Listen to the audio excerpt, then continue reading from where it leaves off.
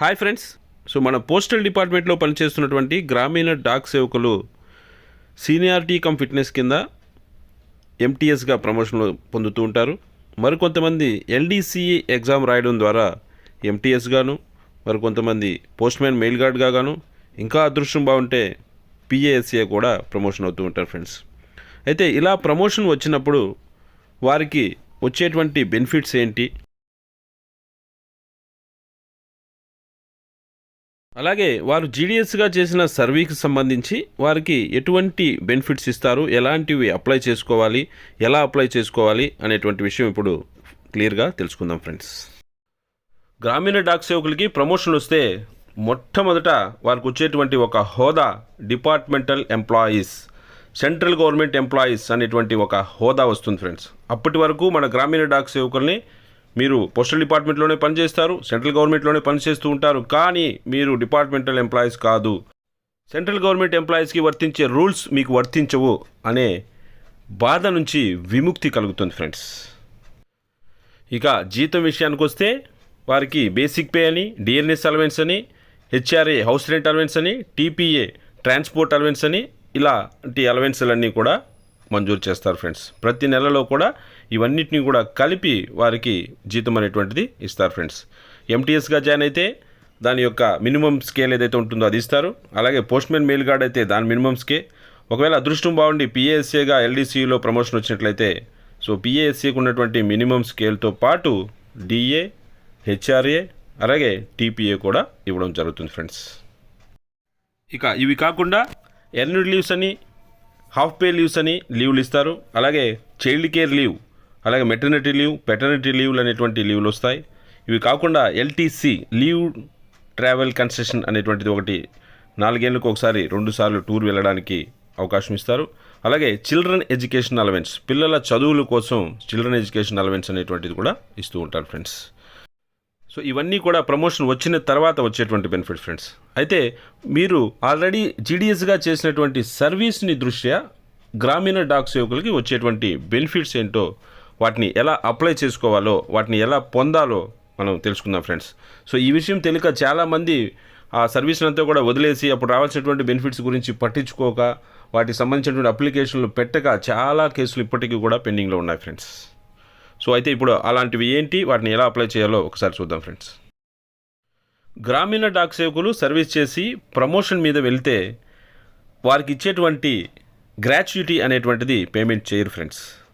మామూలుగా అయితే 10 సంవత్సరాల సర్వీస్ ఉన్నట్లయితే వాళ్ళు రిటైర్ అయిన తర్వాత ఒక్కొక్క సంవత్సరానికి సంబంధించి వారికి గ్రాట్యుటీ అనేటువంటిది పేమెంట్ చేయడం జరుగుతుంది ఫ్రెండ్స్.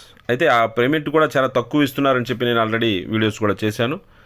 యాక్చువల్గా పేమెంట్ ఆఫ్ గ్రాట్యుటీ యాక్ట్ 1972 ప్రకారం చాలా ఎక్కువ గ్రాట్యుటీ ఇవ్వాలి, కానీ అది ఇవ్వట్లేదు. మ్యాక్సిమం 1,50,000 ఇస్తున్నారు. ఇది కరెక్ట్ కాదు అని సుప్రీంకోర్టు కూడా ఒకసారి చెప్పడం జరిగింది ఫ్రెండ్స్. అయితే ప్రమోషన్ వచ్చినప్పుడు కూడా ఈ గ్రాట్యుటీ అనేటువంటిది పేమెంట్ చేయట్లేదు ఫ్రెండ్స్. ఇది కూడా ఒక దారుణమైనటువంటి విషయమే. దీన్ని కూడా మనం పర్సూ చేయాల్సినటువంటి అవసరం ఉంది ఫ్రెండ్స్. ఇక అదేవిధంగా గ్రామీణ డాక్ సేవకులు చేసినటువంటి సర్వీస్ని బేస్ చేసుకొని వారికి సెవరెన్స్ అమౌంట్ అనేటువంటిది పేమెంట్ చేస్తారు ఫ్రెండ్స్. అయితే ఈ సెవరెన్స్ అమౌంట్ అనేటువంటిది 10 సంవత్సరాల సర్వీసు ఉండి ఆ తర్వాత ప్రమోషన్ వచ్చినట్లయితే అలాంటి గ్రామీణ డాక్ సేవకులకి ఈ సెవరెన్స్ అమౌంట్ అనేటువంటిది ఇస్తారు ఫ్రెండ్స్.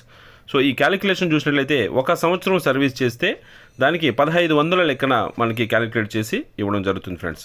అయితే ఈ 1500 సంవత్సరానికి అనేటువంటిది 31/3/2011 వరకు మాత్రమే ఉంటుంది ఫ్రెండ్స్. ఆ తర్వాత వారికి ఎస్డిబిఎస్ అనేటువంటిది ఒక స్కీమ్ వచ్చింది friends, service discharge benefit scheme అనేసి. దాంట్లో అందరినీ ఆప్షన్ ఇవ్వమని చెప్పడం జరిగింది. అప్పుడు ప్రతి ఒక్క గ్రామీణ డాక్ సేవ కూడా ఆప్షన్ ఇచ్చేశారు ఫ్రెండ్స్.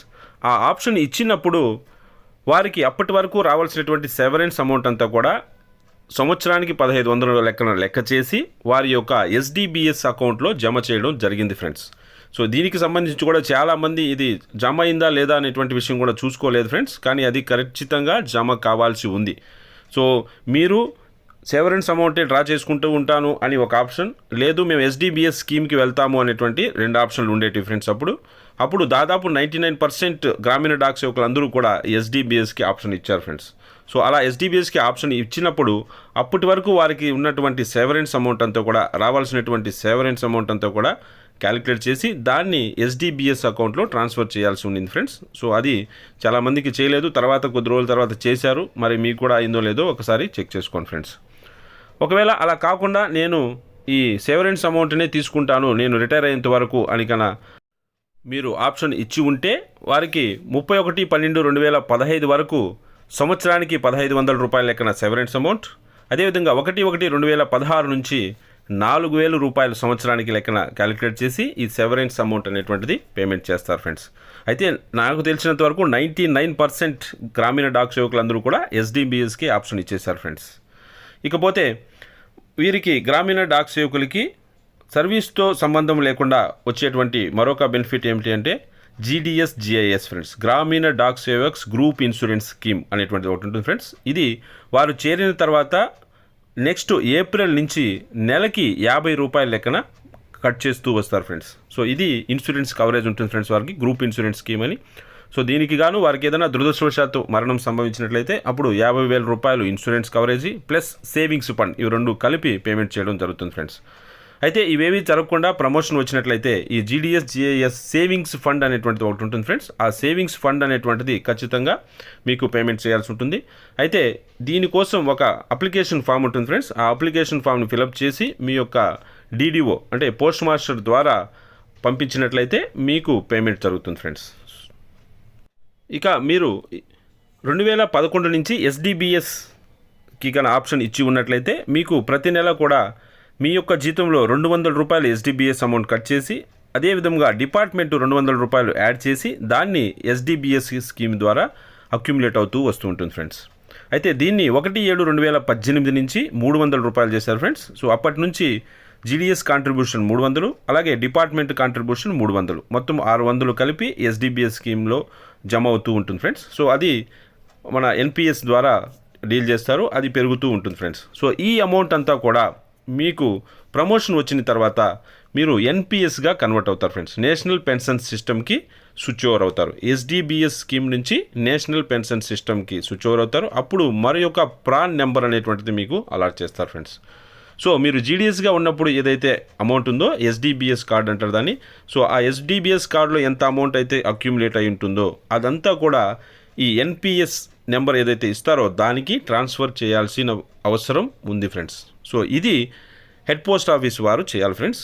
అయితే అది చేయాలి అంటే మీరు SDBS-1 అనేటువంటి ఒక ఫామ్ని ఫిలప్ చేసి మీరు మీ యొక్క జీడిఎస్గా పనిచేస్తున్నప్పుడు ఏదైతే హెడ్ పోస్ట్ ఆఫీస్ ఉందో ఆ హెడ్ పోస్ట్ ఆఫీస్లో ఇచ్చినట్లయితే వారు మీ యొక్క సర్వీస్ని అంతా కూడా క్యాలిక్యులేట్ చేసి మీ ఎస్డిబిఎస్లో ఎంత అమౌంట్ ఉందో లెక్క చేసి ఎన్పిఎస్ అమౌంట్కి ట్రాన్స్ఫర్ చేయండి అని ఎన్పిఎస్కి మీరు రిక్వెస్ట్ పంపించడం జరుగుతుంది ఫ్రెండ్స్. సో అప్పుడు ఆ అమౌంట్ అంతా కూడా మీకు ఎన్పిఎస్ అకౌంట్లోకి ట్రాన్స్ఫర్ అవుతుంది ఫ్రెండ్స్.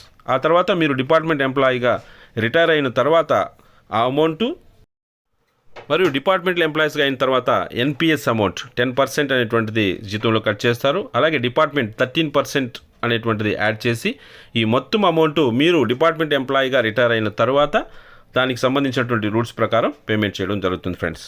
అయితే దీనికి సంబంధించి కూడా ఈ ఎస్డిబిఎస్ అమౌంట్ అనేటువంటిది ఎన్పిఎస్లో కన్వర్ట్ చేసుకోవడం అనేటువంటిది చాలామంది చేసుకోలేదు ఫ్రెండ్స్.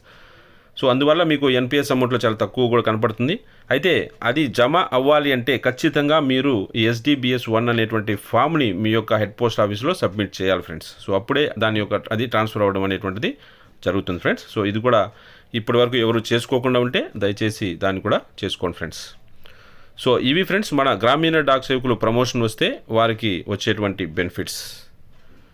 సో మరొక మంచి అప్డేట్తో మళ్ళీ మీ ముందుకు వస్తాను. అంతవరకు సెలవు.